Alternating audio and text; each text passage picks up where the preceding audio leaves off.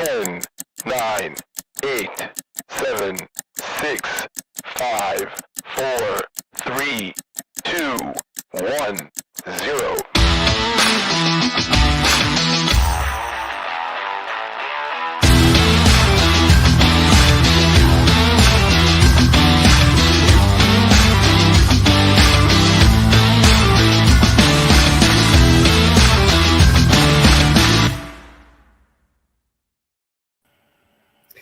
Benvenuti a tutti, nuova serie di New Normal Live. Oltre 100.000 persone hanno seguito la prima serie iniziata nel 2020. L'attenzione di tutti voi, vero Moni, ci ha spinto a dare vita a una seconda serie.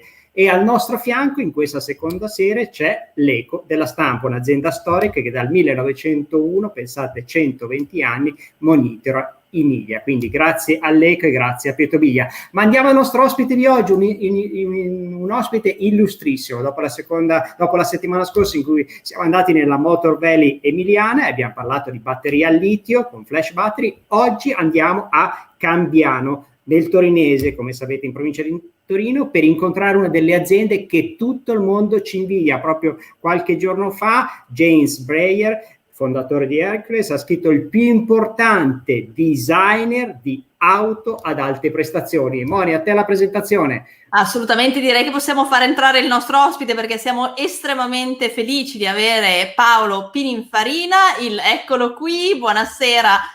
Dottor Pininfarina. Perfetto, due cose per presentarla, anche se come dire, non c'è troppo bisogno, ma ci teniamo anche per dare un po' di contesto a chi ci sta seguendo. Paolo Pininfarina, classe 1958, figlio di Sergio Pininfarina, dal 2008 presidente appunto di Pininfarina, e nel 2020 appunto azienda che ha festeggiato 90 anni di attività, quindi un traguardo assolutamente invidiabile anche per il nome e l'importanza del brand che si porta in tutto il mondo.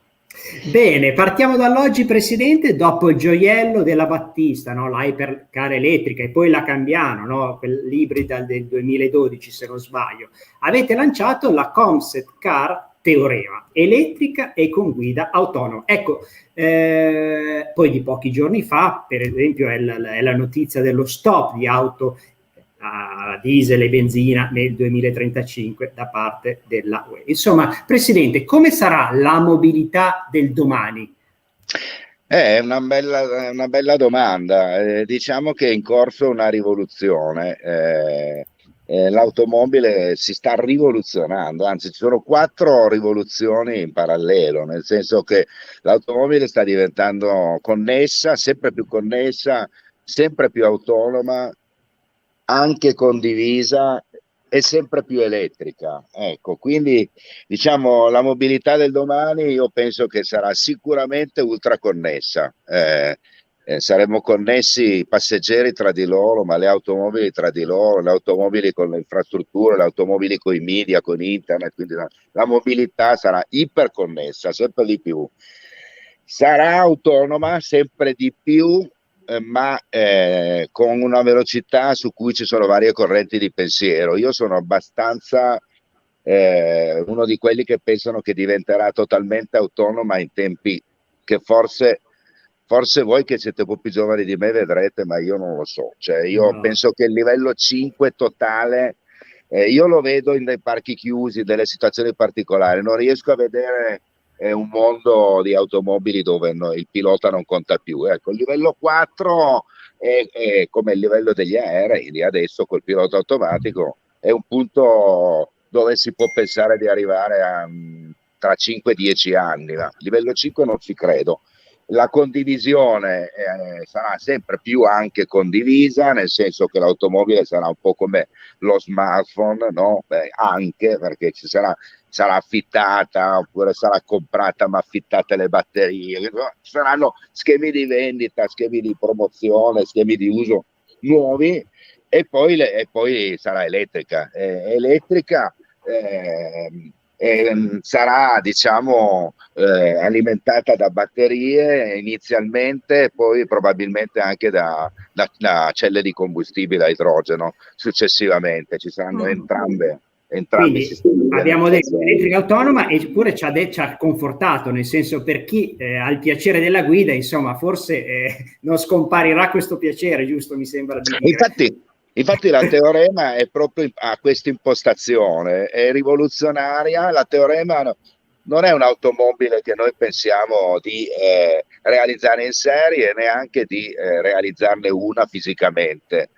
Detto questo, se poi c'è qualcuno che dice la voglio, siamo qua, ecco, magari la facciamo anche, ma è molto molto molto molto rivoluzionaria, perché si entra da dietro, si depositano i bagagli sui lati, ci sono 2 passeggeri destra sinistra, 2 file, e poi c'è il pilota, però il livello è il livello 4. Ecco, ma noi abbiamo avuto il piacere di vedere un estratto, insomma, del video, lo faremo vedere anche qui tra un attimo. Proviamo a vederlo, è d'accordo, Presidente, proviamo a vederla e poi la commentiamo. Proviamo a vederla assieme. Ok.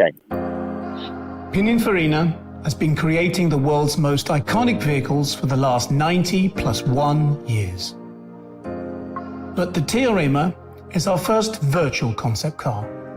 It's a hive of innovative ideas which embrace numerous new technologies, as well as a showcase for the techniques which allow cars to be created almost entirely virtually.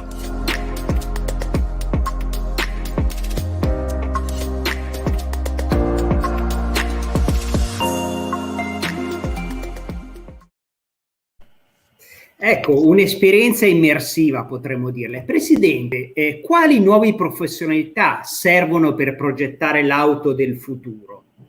Beh, in questo caso diciamo che la Teorema è stata un acceleratore di tecnologia all'interno della nostra azienda, cioè la realtà aumentata, il virtual lab, la mixed reality, ma anche la progettazione a distanza con lo smart work. Diciamo che la situazione attuale di crisi che noi tutti conosciamo, paradossalmente è stato uno stimolo ed un'opportunità per imparare a progettare in modo diverso. E è venuto fuori un progetto assolutamente nuovo per noi, perché è totalmente virtuale, realizzato tutto in virtuale e in tempi relativamente rapidi, diciamo in massimo in 5-6 mesi.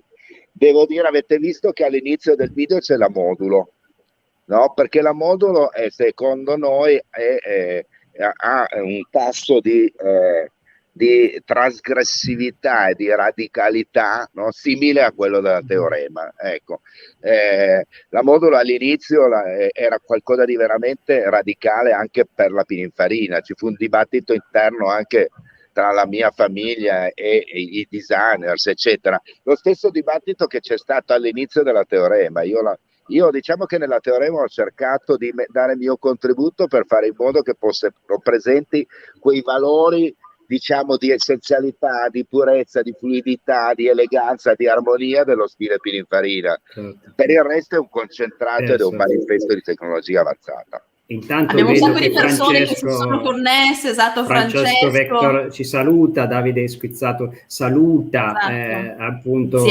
Tiziana Monaco, per esempio Michele Poiani, che salutiamo, ci chiede da dove nasce il nome Teorema. Ma è saltato fuori dal cappello. Teorema vuol dire è poi una soluzione, matematicamente è la soluzione di un problema, ecco. Quindi è una soluzione, è la nostra soluzione, ma è la nostra proposta, è il nostro punto di vista. Dovevamo fare qualcosa di questo genere, perché la Battista è un progetto straordinario, di fuoriserie, super performante, da sogno, eccetera, però dovevamo far vedere il pensiero della Pininfarina sul futuro della mobilità. E devo dire che ho letto adesso, il dottor Angori ha definita un alveare di idee. Ecco, la Teorema mi è piaciuto la sua idea, è un alveare di idee. E a proposito di cose tutte insieme, ritorno sulla mia domanda che le facevo prima. Ecco, nuove figure, mi dicono che tra le nuove figure c'è l'Head of Experience Design. nel senso, insomma, per progettare quest'auto ci vuole anche chi si occupa dell'esperienza del design, vero Presidente? Sì, perché oggi come oggi non basta più progettare qualcosa di bello, è l'esperienza dell'utente, la user experience, quindi proprio lo studio di cosa vivono gli utenti, l'utente o gli utenti, come si relazionano con l'oggetto, come si relazionano fra di loro, quindi è la risposta alle esigenze degli utenti, quindi sta cambiando, il design sta diventando più interdisciplinare, cioè nel team di design ci vogliono delle figure diverse, anche dei sociologi, degli psicologi, dei futurologi. Mi candido io, dottor Pininfarina, sono una psicologa, vengo volentieri. No. E poi devo dire che noi abbiamo avuto, secondo me, anche questa buona visione di diversificare la Pininfarina, certo. Non solo automobili, ma lì un pochino mi prendo qualche merito, perché ho iniziato a metà degli anni '80 a non fare solo automobili. Adesso abbiamo un team che oltretutto è molto multidisciplinare, e poi su questo abbiamo la nuova figura dell'experience design, e ci riteniamo assolutamente al passo con i tempi, come casa di design, ecco. Assolutamente. La Terra vuole dimostrare, vuol far vedere questo, che la Pininfarina non è un'azienda addormentata sul passato o sugli allori di questi 90 anni di capolavori, ma è un'azienda al passo coi tempi, dinamica, giovane, che vuole affrontare il futuro senza paura. E a proposito dei 90 anni, l'abbiamo anche detto in apertura, quest'anno c'è anche una mostra, no, al Museo dell'Automobile di Torino, che è insomma celebrativa per questo grandissimo anniversario, la forma del futuro, che sarà visitabile fino al 12 settembre, ricordiamolo. Quindi le chiediamo, a proposito di questo, cos'è la creatività per lei, Presidente Pininfarina? Ci può dare una sua visione? No, intanto le do una notizia di un'agenzia di oggi, che il 12 settembre mi pare sia diventato il 2024, quindi ci sono qualche giorno in diretta. Quindi non è, ecco, allora la forma del futuro è un bellissimo titolo, perché noi abbiamo sempre avuto la capacità di anticipare il futuro e di generare queste forme attraverso i nostri prototipi, poi anche molte vetture di produzione, ma la mostra si concentra più sui prototipi, sulle concept car e le dream car. E effettivamente questi disegni, questi progetti sono durati per decenni, quindi effettivamente sono le forme del futuro. Cioè, la Cisitalia è una vettura che è stata presentata nel 1947, ma ha la forma di un'automobile degli anni 60. E lo stesso io penso che l'H2 Speed, che è stata presentata nel 2016, avrà la forma della vettura da corsa a emissioni zero degli anni 30 di questo secolo. Quindi c'è sempre uno sfasamento temporale. Vediamo, abbiamo anche un breve video sulla mostra, direi che potremmo mandarlo intanto, così la condividiamo anche con chi ci sta. Proviamo a vederlo.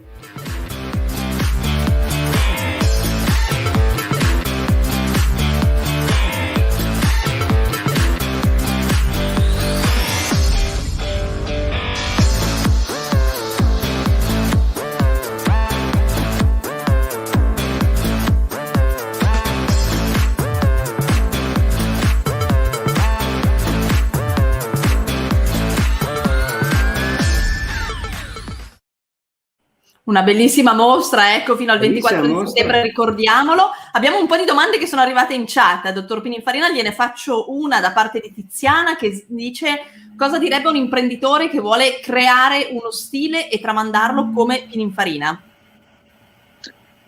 Come si riesce a cosa Cosa direbbe un imprenditore? Cosa direbbe un imprenditore, esatto, che vuole creare uno stile, tramandarlo come avete fatto voi?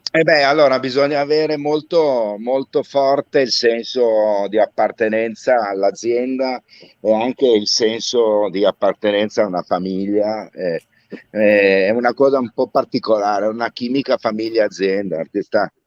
Diciamo che è trasmettere attraverso le generazioni non è facile, però noi siamo riusciti a farlo 2 volte, a fare 2 passaggi generazionali e allora secondo me bisogna essere, oggi come oggi, è diverso. Il primo passaggio è stato fra mio nonno e mio padre, è stato un passaggio diciamo più scontato, cioè mio padre era un erede predestinato, allora non era cioè, il figlio di era previsto che la strada maestra fosse quella. Nel nostro caso diciamo che mio padre è stato molto delicato, no? Dedicato a noi, a mio fratello e a me, ma anche delicato con noi, nel senso che non ci ha mai forzato più di tanto, però diciamo che ci ha portato in fabbrica quando avevamo 6, 7, 8 anni e poi ci ha consigliato per gli studi e poi insomma ci portava ai saloni, cioè, ci ha coinvolto continuamente al punto che noi abbiamo pensato, ci siamo appassionati all'automobile anche in modo divertente, perché questi giri che facevamo sulle Ferrari, ecco, cioè, voglio dire, è un po' un misto di vita in famiglia, di vita in azienda, di insegnamento quotidiano, di racconto quotidiano di aneddoti, tutto, per cui alla fine si riesce a fare in modo che la vita dell'azienda è più lunga della vita di una generazione. Ecco.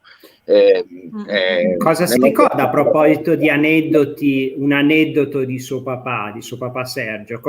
Cioè, se chiudesse gli occhi oggi, cosa ci racconterebbe di suo papà?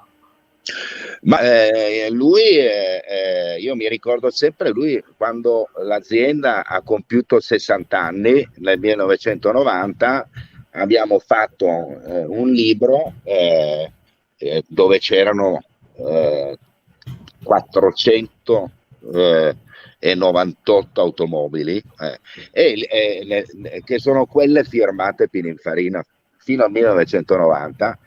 E lui all'inizio ha scritto: devo dire che ripercorrendo la nostra è un'azienda giovane, dopo 60 anni la nostra è un'azienda giovane. Ecco, io oggi voglio dire la stessa cosa, sono convinto che mio padre la condivide, sono convinto che a mio padre piace questa svolta elettrica, l'Hypercar Battista e anche la Teorema, sono convinto che sia una cosa che lui condividerebbe. Io tra l'altro questo libro l'ho ampliato dopo 30 anni per i 90 anni, ho fatto il libro Pininfarina 90 anni e ho aggiunto 128 automobili alle 400, noi siamo oltre le 600 firmate e devo dire che mi sono divertito a scrivere la critica di queste 128 automobili.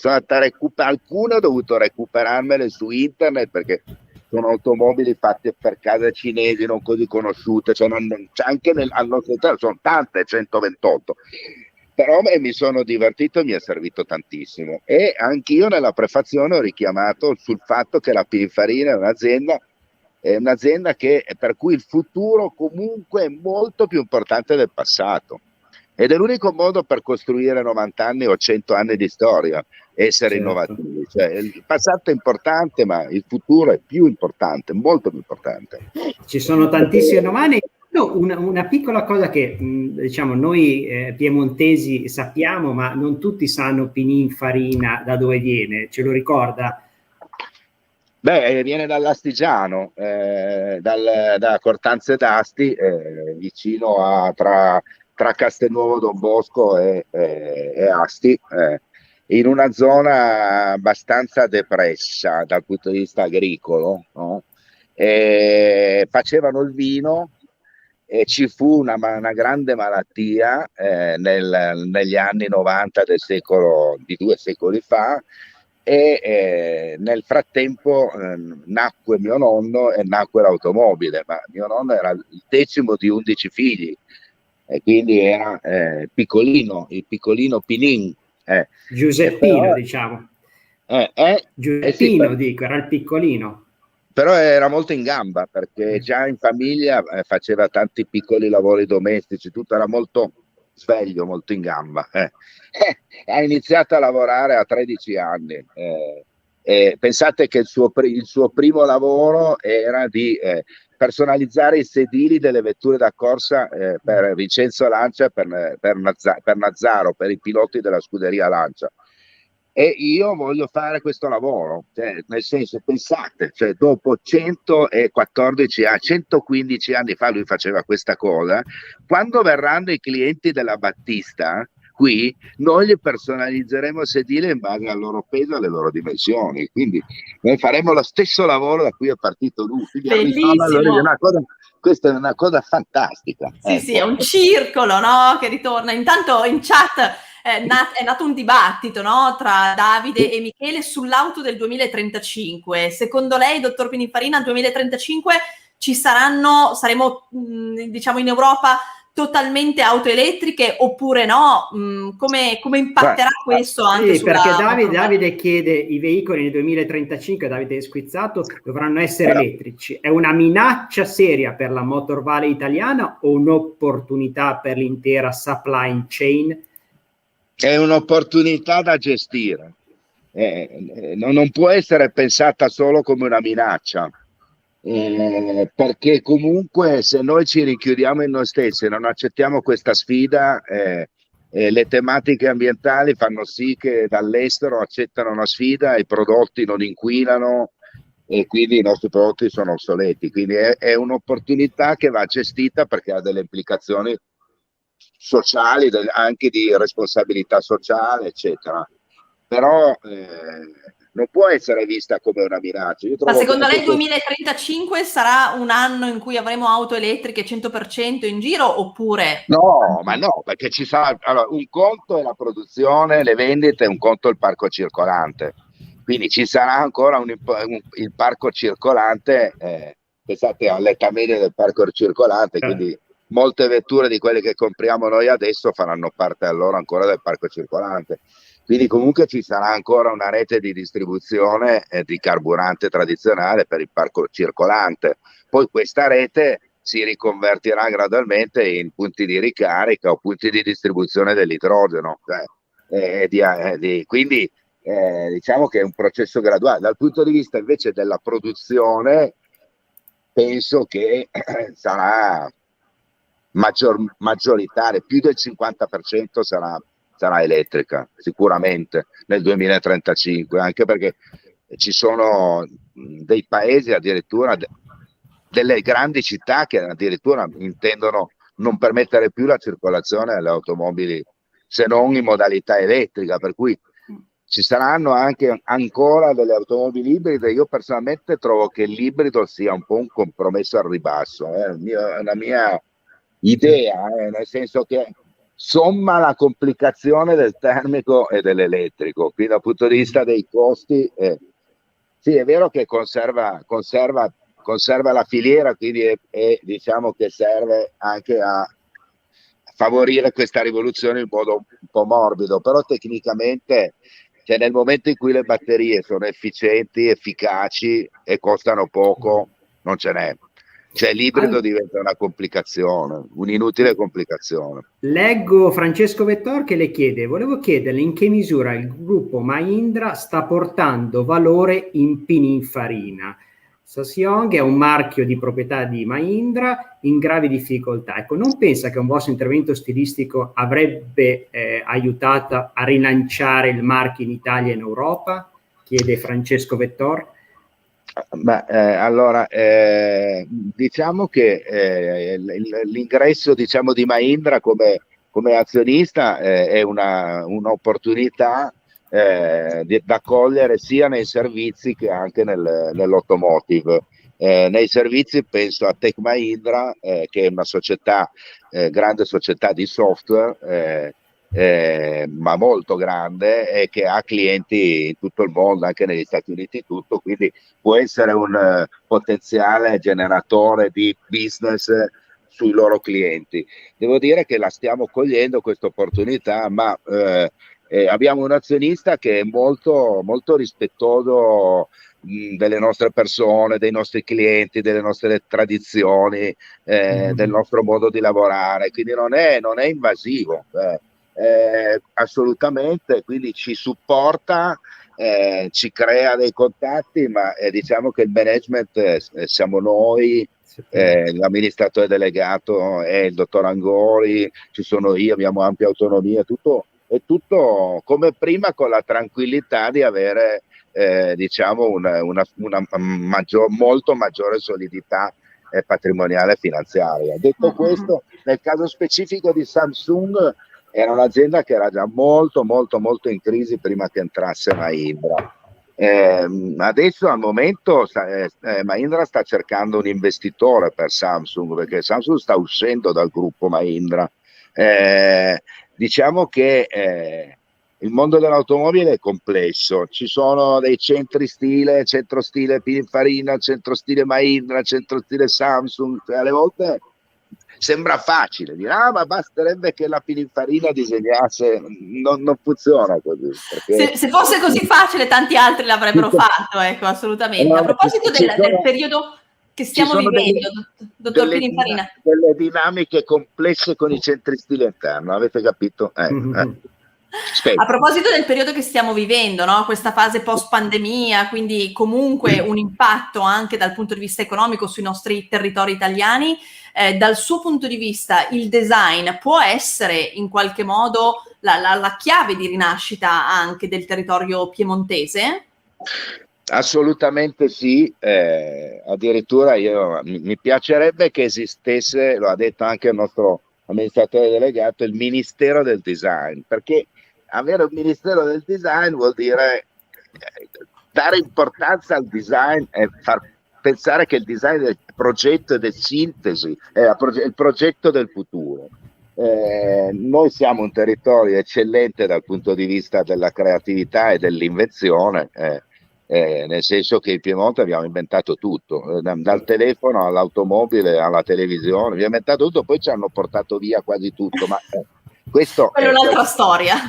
Abbiamo intanto storia. Vito in chat che chiede: con la Pininfarina Battista che citava prima avete presentato una hypercar elettrica sulla quale verrà installato un suono del motore quasi in stile auto classiche. Come mai questa scelta? Chiede Vito.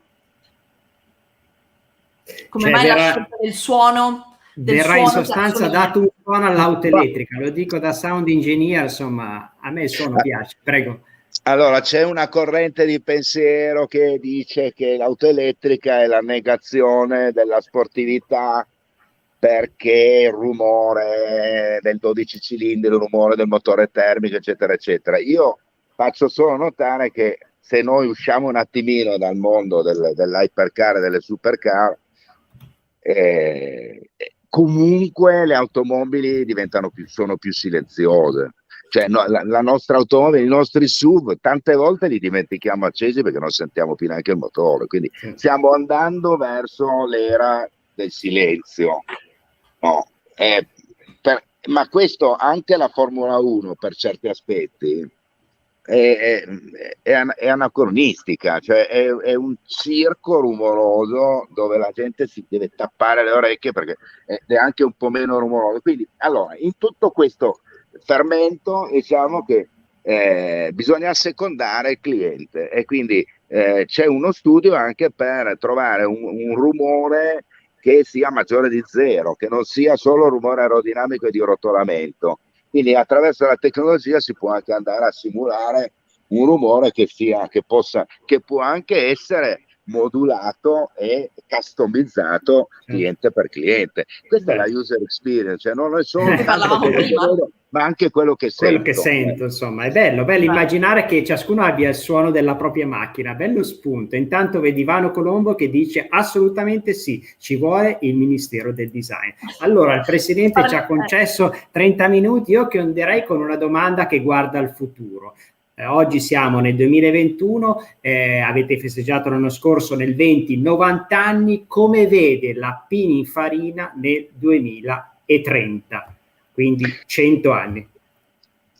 Allora, non è un orizzonte, perché sono 8 anni e mezzo, quindi non è un orizzonte a questo punto così lontano da non poter pensare di fare una previsione. Ecco, me l'avesse chiesto 10 anni fa, le avrei detto che non avevo la sfera di cristallo. Io vedo un'azienda più diversificata ancora, dove se oggi l'auto è 70, non auto è 30, è 50-50.